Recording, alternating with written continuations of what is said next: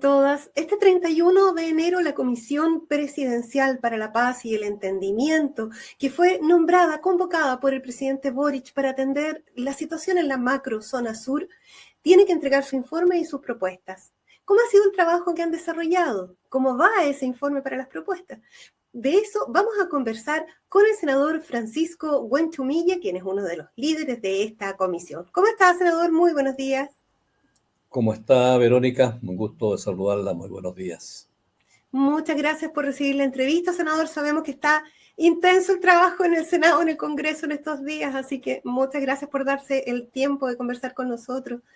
Senador, gracias. ¿Cómo va el trabajo de la comisión? ¿Va a haber efectivamente la entrega de un informe el 31 de enero?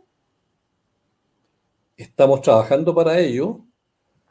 Llevamos más o menos 1 año y medio haciendo todos los análisis, los diagnósticos, las audiencias y conversaciones con todos los actores y sectores de las 4 regiones del país, desde el Biobío hasta los lagos.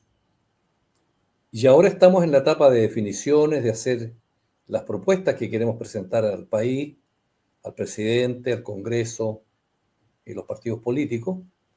Y esta es la parte más compleja porque se trata de tomar decisiones después de haber acumulado un conjunto de antecedentes y del diagnóstico que tenemos sobre la situación del conflicto. Estamos en esa recta final. Exacto. Senador, en esa redacción de ese informe final, ¿qué prima? ¿Hay algunas temáticas específicas en las que ustedes se vayan a centrar? ¿Son diversas? ¿Cómo es la estructura de esta propuesta que ustedes van a hacer? Bueno, primero digamos que esta comisión tomó una decisión de tomar todas las propuestas mediante el método del consenso. Pensamos que no servía tener una mayoría de 5-3, por ejemplo, porque eso iba a reflejar la división que tenemos en el país sobre el tema, y la idea es superar esa división, y por eso, en virtud de los distintos orígenes e intereses y visiones políticas que tenemos los 8 comisionados, tratar de buscar el máximo acuerdo, que significa la unanimidad, el consenso para eso. Entonces eso nos coloca una vara muy alta para lograr el acuerdo. Y por otro lado, esta es una comisión de negociación. No es una comisión que va a hacer un listado de supermercado respecto de temas, como han sido otras comisiones, sino que se trata de cada tema conflictivo buscar un acuerdo mediante la negociación, o sea, de que cada sector, llámese los agricultores, las forestales, el Estado y las comunidades mapuche, podamos ceder y buscar un término medio que haga posible la solución de los temas críticos y conflictivos. Ese es el marco en que se mueve esta comisión. ¿Y cómo ha sido tratar de lograr esos consensos? Digamos que hemos tenido primero un clima de trabajo bastante adecuado, porque en esa comisión habemos personas de distintas experiencias, distintas edades, distintos cargos, y entonces había que afiatarse. Yo creo que eso se logró en el plano humano. Es muy importante en los grupos de trabajo que tú tengas un clima de respeto, de tolerancia, de saber escuchar y por lo tanto ir buscando los acuerdos. El clima de la comisión ha sido muy importante, positivamente, pero ahora se trata de simplemente de tomar una decisión.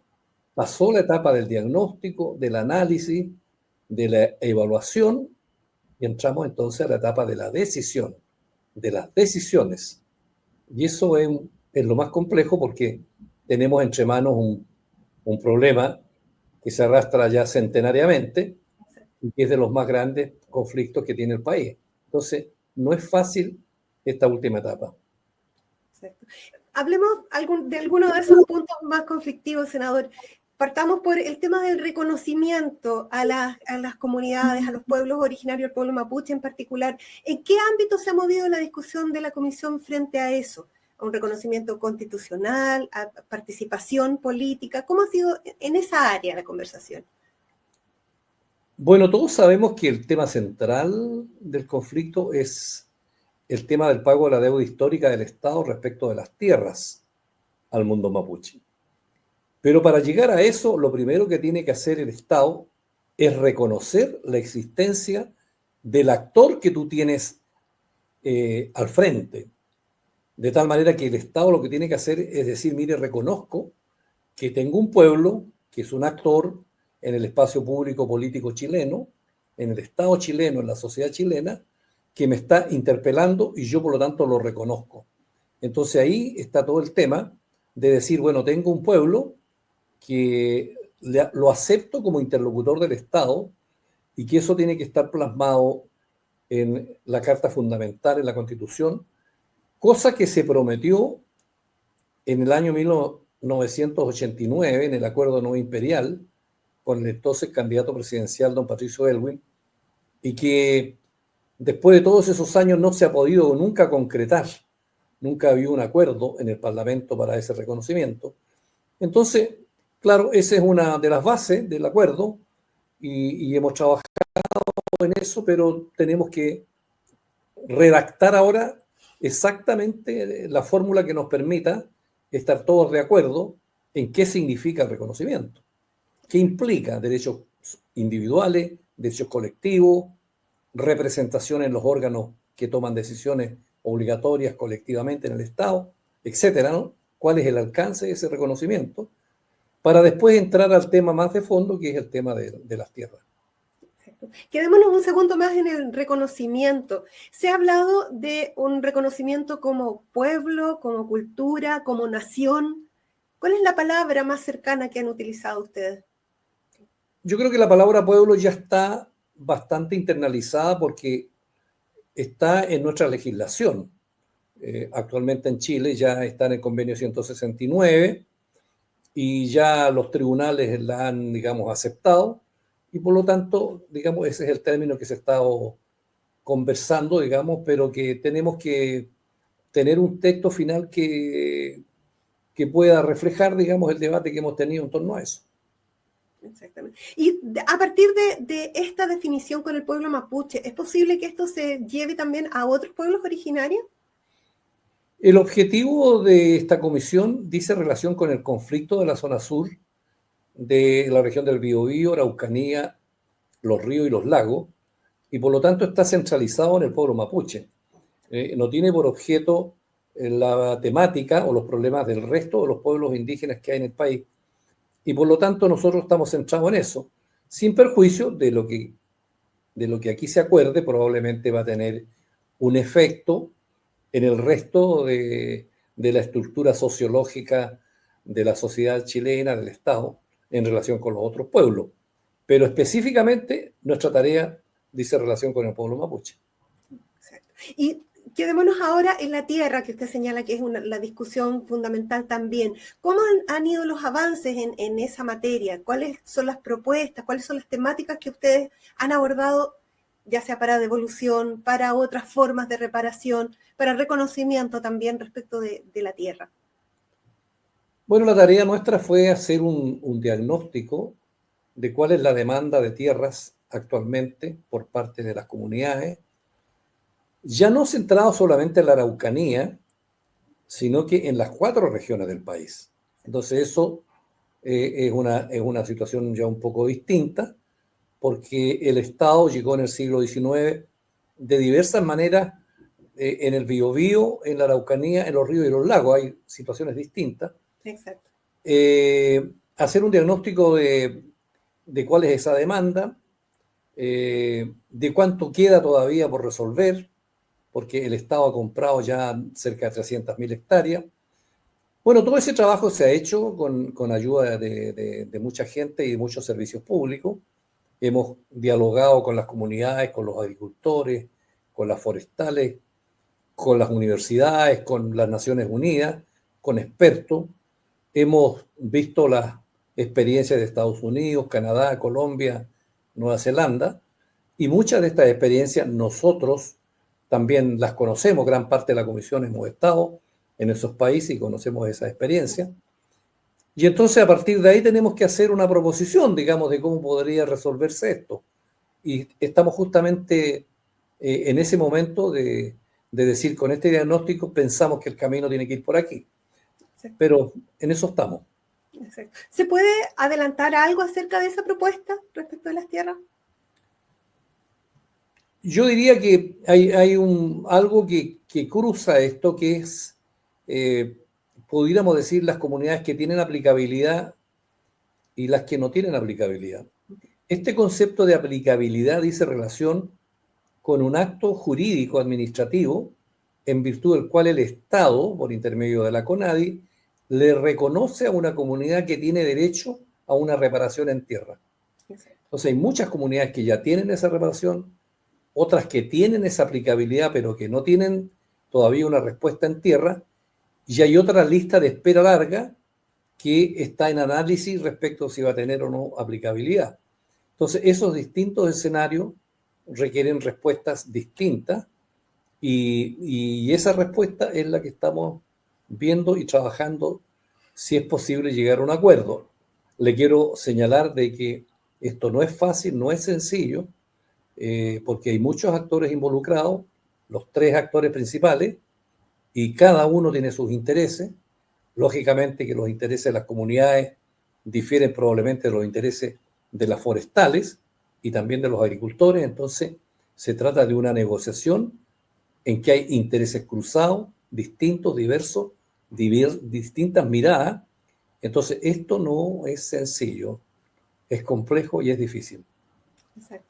Y no va a haber, a lo mejor, todos contentos, ¿cierto? Siempre va a haber alguien que sienta que no alcanzó lo que esperaba.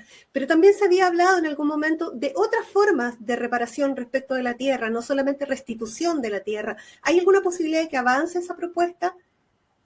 Hay borradores que plantean eso, pero no hemos tomado ninguna decisión al respecto. Porque dentro de los 8 comisionados todos hemos propuesto borradores, todos hemos contribuido con nuestro punto de vista y naturalmente que los borradores contienen muchas propuestas, pero son solamente borradores. Y eso es lo que tenemos que procesar cada una de esas propuestas con sus fundamentos y sus objetivos. Entonces, como digo, yo más no puedo decir porque justamente estamos en la recta final. Hoy día estamos a 14, ¿no es cierto?, de enero, y queremos entregar esto el 31 de enero. Estamos contra el reloj, contra el tiempo, y ahí estamos, yo diría, en el punto más crítico de esta comisión y de este informe, y donde también es muy importante la voz de los agricultores y la voz de las forestales, que también es un actor muy importante, acerca de cómo se quiere contribuir a resolver este conflicto. Y cuando de eso se trata, las partes tienen que ceder más allá de que queden conformes o no con su propuesta, porque de eso se trata, de ceder posiciones para tener una línea que se cruce y le haga sentido a todo el mundo de que realmente estamos neutralizando, digamos, la situación de conflicto que tenemos acá en estas 4 regiones. Exacto. ¿Y usted ha visto voluntad de ceder en esa área? Bueno, siempre estas discusiones tienen de todo, ¿no? Digamos, hay argumentos, hay cosas que le cuesta más a la gente. Hemos tenido largas sesiones, hemos dado argumentos tratando de convencernos los unos con los otros, con distintos elementos de juicio. Y el resumen que yo hago es que esto no es sencillo, no es llegar y decir, lo tomo y aquí está la solución. No, es complejo y difícil. Exacto.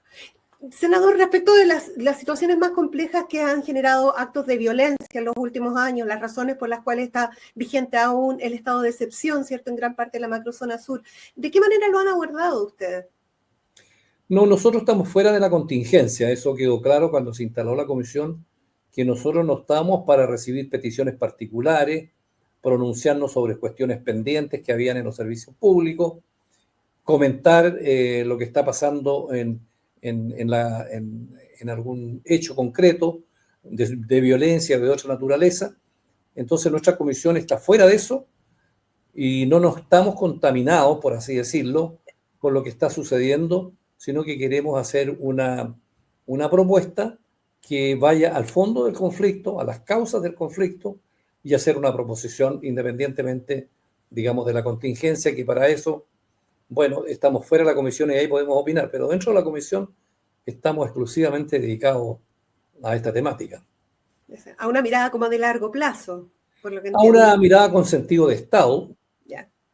que sea lo mejor para el país, para encontrar ese punto de encuentro, y esa es nuestra gran tarea, y hemos puesto lo mejor de nosotros.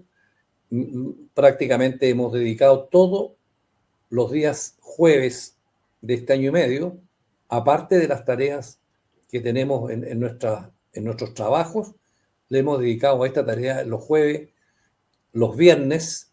Hemos recorrido las 4 regiones. La próxima semana vamos a estar trabajando el jueves, viernes, sábado y domingo para llegar a eso.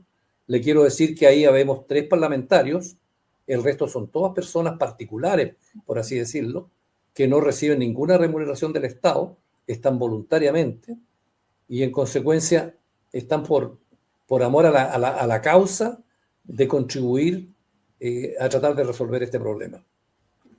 Dentro de la discusión está también algunas propuestas para cambiar la forma en que funciona la CONADI, para cambiar lo que llamamos la ley indígena que data de los años 90.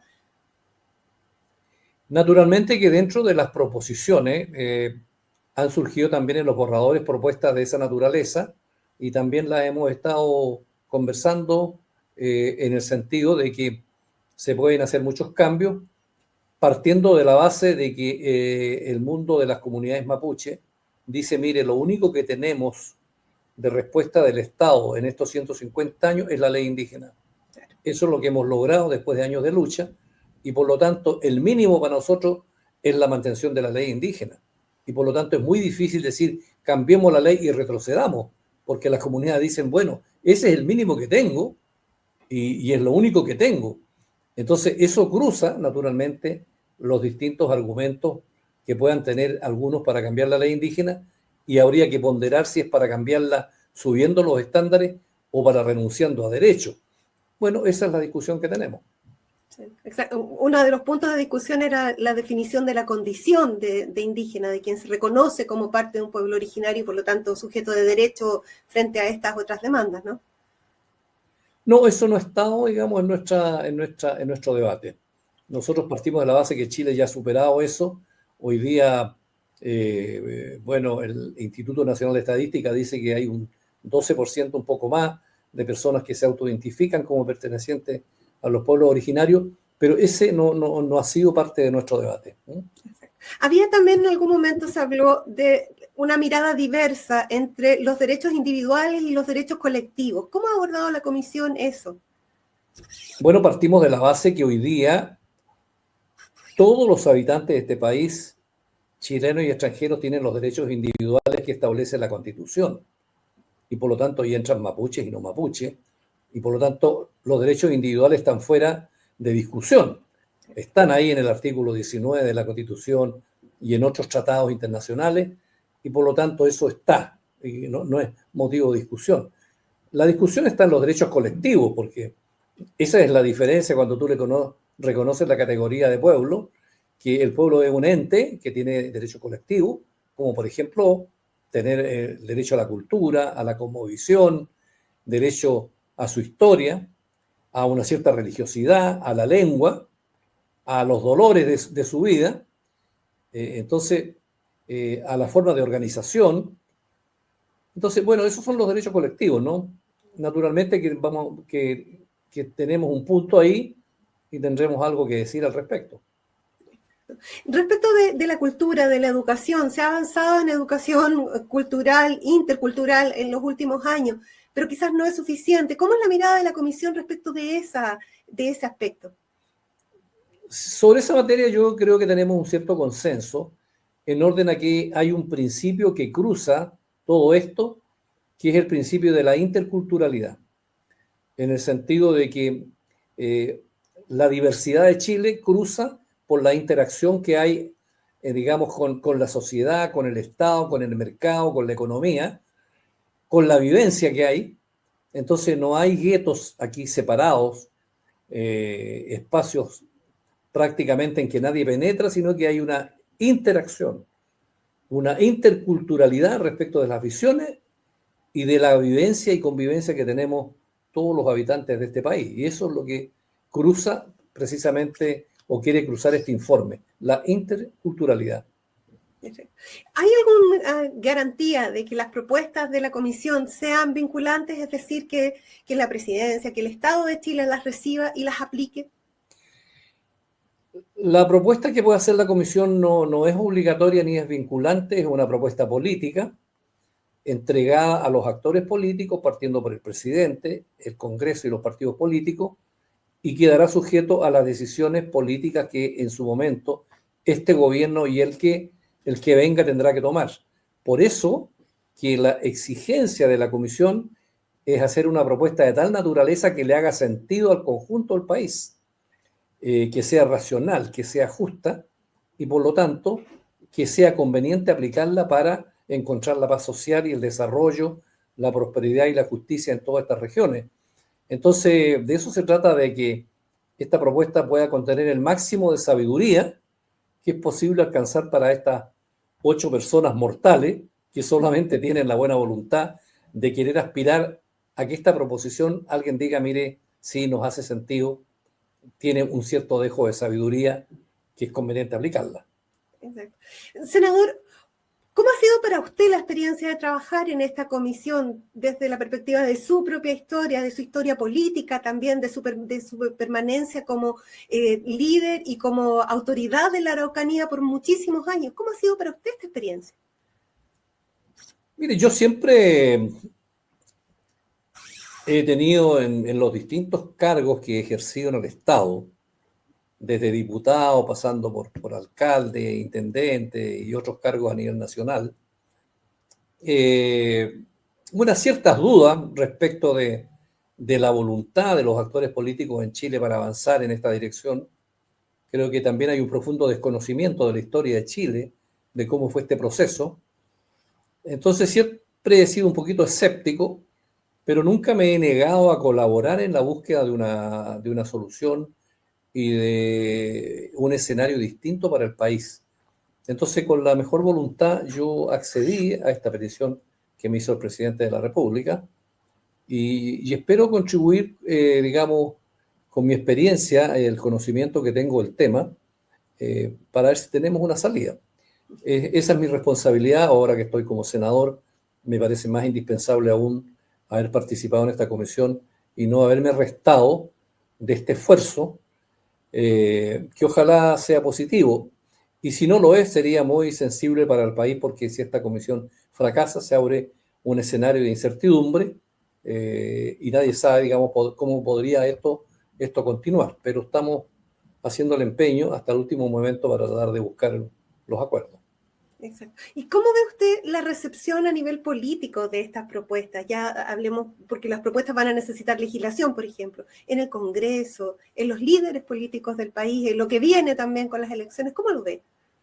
Claro, toda esta propuesta, como digo, no es una cosa obligatoria para el Estado, es una proposición que después deberá traducirse en distintos instrumentos, uno de los cuales puede ser un instrumento legislativo o un instrumento administrativo o reglamentario, en virtud del cual todas esas cosas deberán someterse a la consulta respectiva del convenio 169, requeriría de voluntad política del Ejecutivo para que impulse estas medidas y también del Parlamento para que las acoja, las modifique o las ratifique, en fin, y por lo tanto es un proceso un poquito más largo que simplemente la entrega. Va a depender de la voluntad del gobierno actual, del tiempo político que le quede. Este próximo año, o este año mejor dicho, es un año de elecciones. Ya vamos a partir en marzo, están partiendo las candidaturas presidenciales. Entonces va a ser un clima que no es muy propicio para entrar en Honduras. Siempre los gobiernos se cuidan de eso. Y el próximo gobierno no se sabe cuál va a ser. Entonces hay un cierto interrogante respecto de cuál será el escenario político del país a fines de este año. Y por supuesto esta proposición tiene que ser de la naturaleza que le haga sentido a los distintos sectores. Por eso que esta comisión es pluralista, también bajo el punto de vista político, ¿no? Entonces, nuestra tarea no es sencilla. Sí. A lo largo del trabajo de la comisión se han reunido con muchísimas personas, ha habido una participación comunitaria, ciudadana en todas las regiones, como usted señalaba. ¿Cómo ha notado el ánimo de las personas? ¿Usted cree que hay voluntad y esperanza? ¿O están escépticos también? Sobre esa materia, yo no me queda nada más que dar los agradecimientos por la colaboración que hemos tenido de todos los sectores. Llámese del sector público, numerosos servicios públicos y ministerios concurrieron con todos sus elementos de juicio que ellos tienen en sus respectivas competencias. Respaldo absoluto de las universidades, de los distintos actores y dirigentes de todos los mundos en que está involucrado este tema, también de las Naciones Unidas, de las embajadas de los distintos países. Entonces, todos han ido con el mejor ánimo a nuestra comisión a conversar con nosotros. Hemos tenido largas jornadas y yo solamente quiero dar los agradecimientos por esa contribución. Y ahora, bueno, la tarea es de nosotros, simplemente de estas 8 personas. Exacto. ¿Y por qué es importante que nos pongamos de acuerdo en este tema? Pongámonos en el escenario de entregamos este documento y por qué es importante que siga adelante, que tenga una buena recepción. La pregunta es la siguiente, mire, en la historia los países o los estados toman decisiones que si no son decisiones correctas, le persiguen a lo largo de la historia y de los siglos y de los años esas malas decisiones tomadas, si tú no las resuelves a tiempo. Y si no las resuelves bien, se produce, digamos, un contrasentido respecto de lo que es la democracia, que implica el diálogo y que implica la tolerancia y que excluye la violencia. Cuando la violencia penetra el sistema democrático es que hay un sector de la sociedad que simplemente no le cree a nadie. Dejó de creer en el Estado, en sus autoridades, en los partidos políticos. Y eso es lo que uno tiene que entender, que cuando tenemos un conflicto que se arrastra por muchos años sin una respuesta adecuada del Estado, ese problema pasa a ser un problema de Estado. Y se trata en consecuencia de poder neutralizarlo, poder generar un escenario distinto para que la gente vuelva a creer que el Estado puede resolver los problemas. Ese es el sentido filosófico, por así decirlo, del espíritu de esta comisión, que pretende eso, un plan ambicioso, por supuesto, pero necesario para que podamos entre todos no esconder los problemas, no pensar que las sociedades no tienen problemas, siempre van a tener problemas, pero que tenemos los mecanismos para resolverlo con justicia y con respeto para todos. Exactamente. Senador, se nos acaba el tiempo. ¿Cómo podría ser un escenario ideal para usted respecto de este conflicto en la macrozona sur? El ideal sería que nosotros pudiéramos llegar a un acuerdo y decirle al país, mire, este conflicto que ya tiene como 150 años, pensamos modestamente estos 8 ciudadanos que este sería un camino para resolverlo y que estuviéramos de acuerdo con nuestra conciencia de que estamos haciendo una proposición justa para todos los sectores, donde en el país nadie sobra, pero donde nadie puede quedarse rezagado y sufrir las injusticias de tiempos pasados sin que se puedan resolver. Entonces a eso aspiramos, pero reconocemos, o mejor dicho, reconozco yo personalmente que esto no es sencillo. Es una cosa muy compleja y yo espero que en los 15 días que nos quedan podamos encontrar justo el término medio, el ancho camino del medio, como digo yo, que nos permita avanzar en resolver este conflicto. Exacto. Quedémonos con esa reflexión, senador, y lo vamos a dejar invitado para después del 31 de enero para hablar acerca de estas propuestas también. Muchísimas gracias, muy buenos días. Con todo gusto, ha sido un agrado, Verónica, muy amable, muchas gracias. Igualmente, buenos días. Buenos días. Hablábamos con el senador Francisco Buenchumilla respecto de las propuestas que tiene que presentar el 31 de enero la Comisión Presidencial por la Paz y el Entendimiento en la macrozona sur. Respecto del futuro, decía él, si no solucionamos los problemas que ya tienen más de 150 años, ¿cómo nos proyectamos al futuro? Atentos a esta noticia porque es muy importante para el futuro precisamente de nuestro país.